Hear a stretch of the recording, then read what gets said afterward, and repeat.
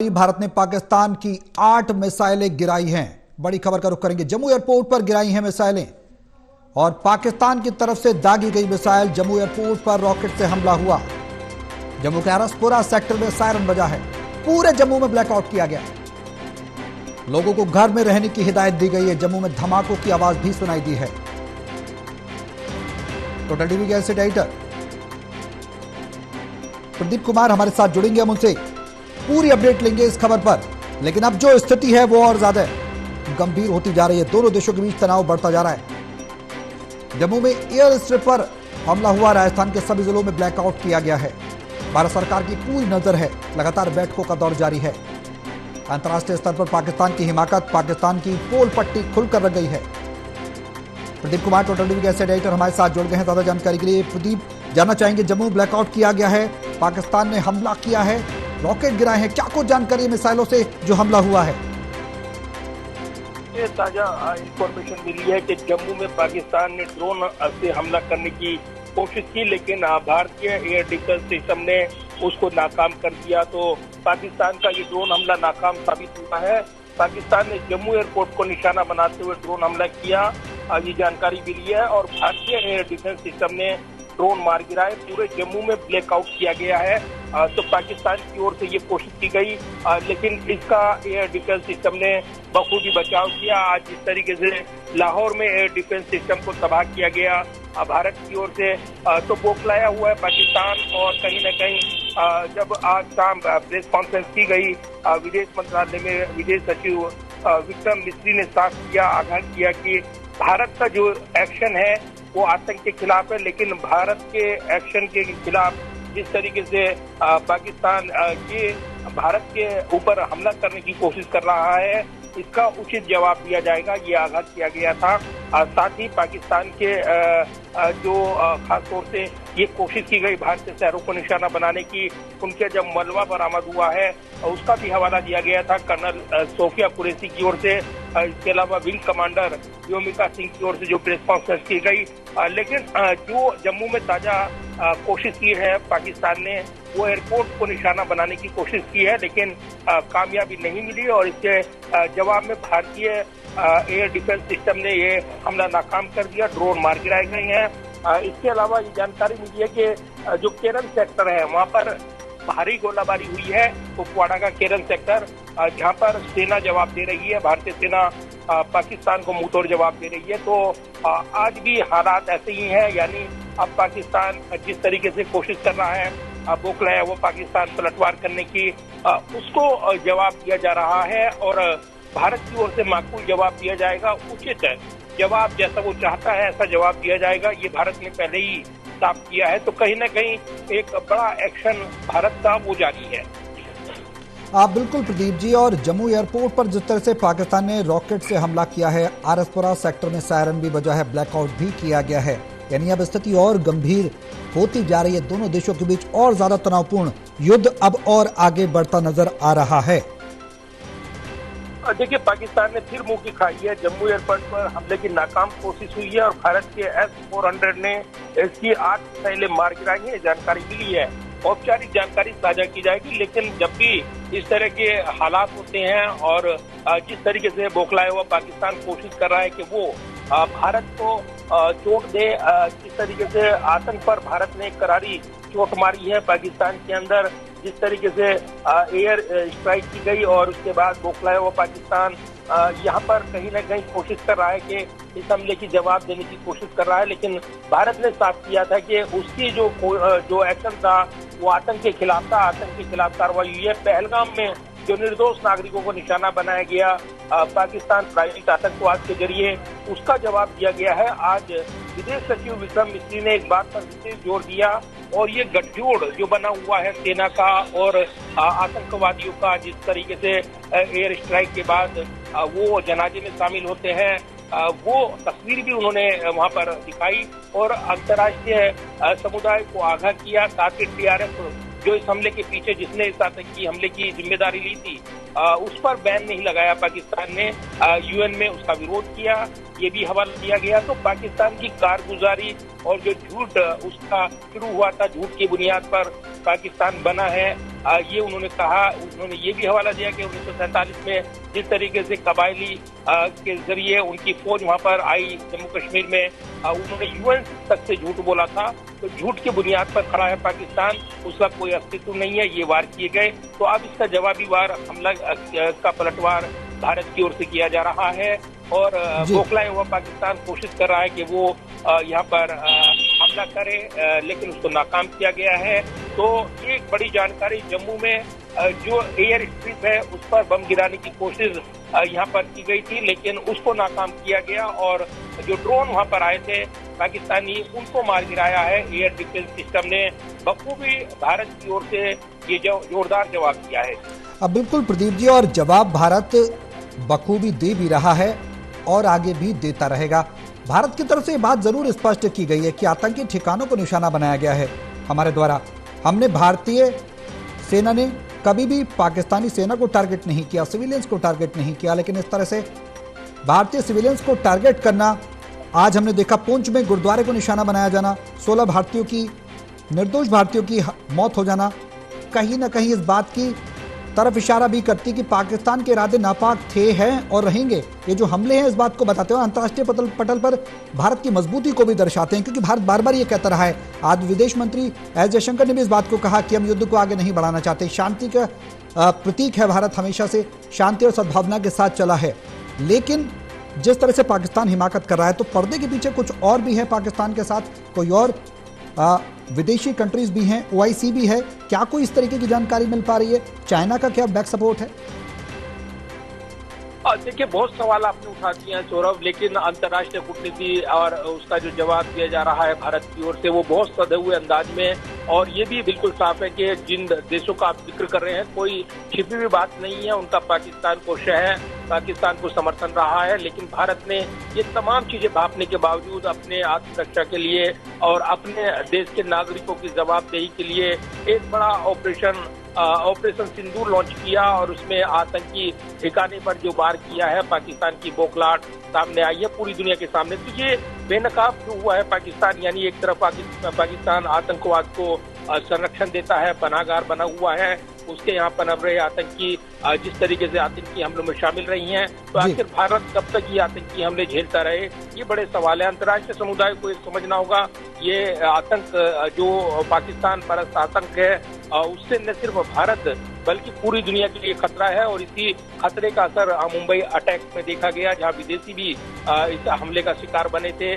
और इसीलिए इस आतंक को जोरदार जवाब देने के लिए भारत ने जिस तरीके से ऑपरेशन सिंदूर लॉन्च किया, ये जारी है। आज सर्वदलीय बैठक में ये तस्वीर बनकर उभरी थी कि ऑपरेशन जारी है, गोइंग ऑन है। और उसके बाद जब ये खबरें आई थी कि भारत ने अलग अलग शहरों में ड्रोन के जरिए पाकिस्तान को निशाना बनाया, हालांकि रिहायशी इलाकों में ड्रोन निशाने पर नहीं रहे, लेकिन ये मैसेज साफ था कि अगर पाकिस्तान अपनी हरकतों से बाज नहीं आता तो भारत इसका जोरदार जवाब देना जारी रखेगा। और देर शाम होते होते प्रेस कॉन्फ्रेंस के जरिए विदेश सचिव विक्रम मिस्री और कर्नल सोफिया कुरैशी और विंग कमांडर व्योमिका सिंह ने ये जानकारी दी, किस तरीके से लाहौर में एयर डिफेंस सिस्टम ये निष्क्रिय कर दिया गया, तबाह कर दिया गया। तो पाकिस्तान पूरी तरीके से बौखलाया हुआ है, वार करने की कोशिश कर रहा है, लेकिन वार करने के चक्कर में वो बार बार मुंह की खा रहा है, और यही नतीजा यहाँ पर जम्मू में देखने को मिला है, जब उसके ड्रोन उसके जरिए उसने भारत के ठीक तर्ज पर कोशिश की है, यानी नकल भी की है, तो ठीक उसी तर्ज पर जगह वो कुछ कर लेगा, लेकिन ऐसा हो नहीं पाया, और उसका जोरदार जवाब यहाँ पर मिला है जब एयर डिफेंस सिस्टम ने ये हमले नाकाम किए हैं। और इसी के साथ चौकस भारतीय सेना तीनों मोर्चों पर नजर आ रही है।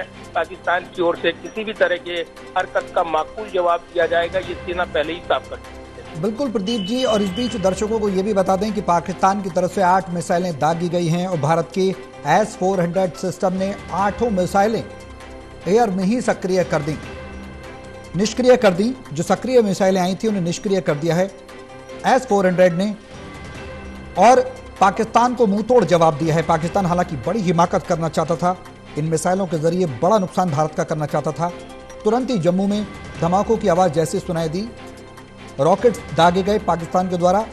आरएसपुरा में, पठानकोट में ड्रोन भी मार गिराए हैं, जम्मू एयरबेस से फाइटर प्लेन उड़ाए गए हैं, अब भारत रिटेलिएशन की कार्रवाई करेगा, क्योंकि भारत ने पहले कहा था कि हम पहले से कोई कार्रवाई नहीं कर रहे हैं। पाकिस्तान का शुरू से ही चल चरित्र इस तरह का रहा है कि हर बार वो आतंकियों का पनाहगाह बना रहा है, आतंकियों को वित्त पोषित करता रहा है, आतंकियों को भारत के खिलाफ, न सिर्फ भारत के खिलाफ बल्कि पूरी दुनिया के खिलाफ आतंक को बढ़ावा देता रहा है। प्रदीप जी, अब लगातार जो भारत रिटेलिएशन कर रहा है, भारत जो पलटवार कर रहा है, जिस तरीके से पाकिस्तान ने रिटेलिएट किया और काउंटर अटैक भारत के द्वारा भी किया जा रहा है, ये भी जानकारी है कि जम्मू एयरबेस से फाइटर प्लेन पहुंचे हैं, उड़े हैं, उड़ान उन्होंने भरी है, तो जाहिर सी बात है मुंहतोड़ जवाब भारत माकूल देगा जैसे अब तक देता रहा है। देखिए बिल्कुल, और जिस तरीके से आतंकी हमले का जोरदार जवाब दिया गया और ठीक उसी तर्ज पर पाकिस्तान की ओर से जो कोशिश की जा रही है उसका भी जोरदार जवाब भारत की ओर से दिया जा रहा है।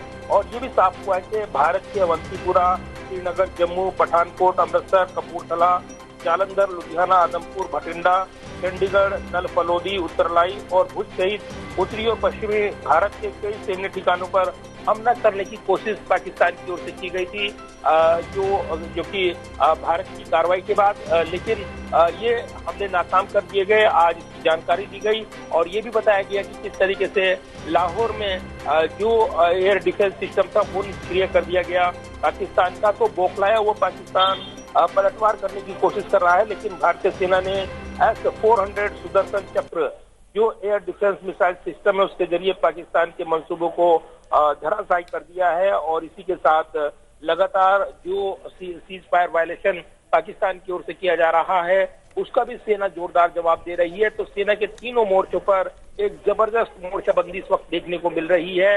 पाकिस्तान को मुंहतोड़ जवाब दिया जा रहा है और इस हमले को नाकाम किया गया है। जो जम्मू को एयर स्ट्रिप को निशाना बनाने की ड्रोन के जरिए कोशिश की गई, कुछ देर पहले ये खबर आई है सामने।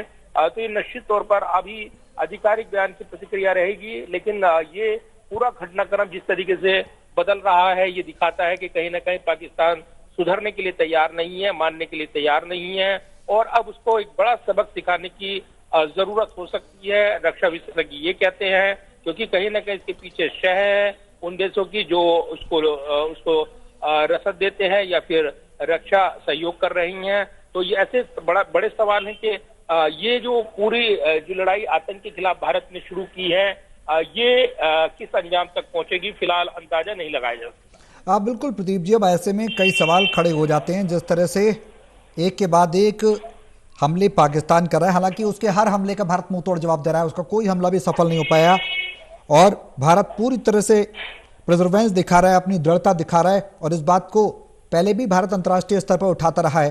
प्रदीप जी, अंतर्राष्ट्रीय स्तर पर बात की जाए तो यूएनएससी में भी भारत ने तमाम तौर पर पाकिस्तान को पूरी तरह से बेनकाब किया है। तो कहीं ना कहीं पाकिस्तान बौखला गया है। जब जिस तरह से ऑपरेशन सिंदूर हमने देखा 6 से 7 तारीख की बीती दरमियानी रात को भारत के द्वारा उसको शुरुआत की गई, इनिशिएट किया गया, तो उससे पाकिस्तान बौखलाया।